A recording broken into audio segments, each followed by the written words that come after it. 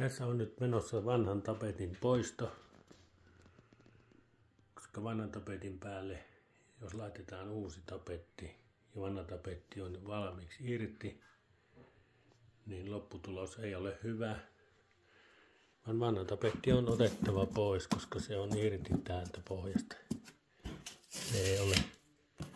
Se ei ole tarttunut kiinni. Sitten on nämä oven pielet täällä. Nämä reunat, jos meinaa tehdä siisti, niin nämä on täällä ikävät. Näiden takia pitää niin vanha tapetti ottaa. Koska nämä on irti nämä oven pielilistojen. Vieressä tämä tapetti. Pohja kannattaa ennen tapetointia niin esiliisteröidä tai sitten toinen vaihtoehto on maalata ja kolmas vaihtoehto voisi olla laittaa primeri tuon pohjalle.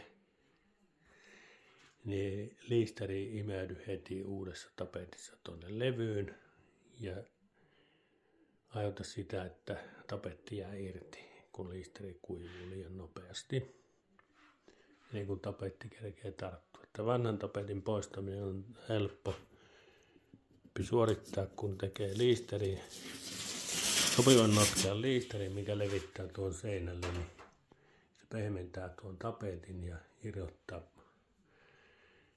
irrottaa sen tuosta pohjasta, niin se lähtee isona levynä pois. Että siitä vaan hommiin.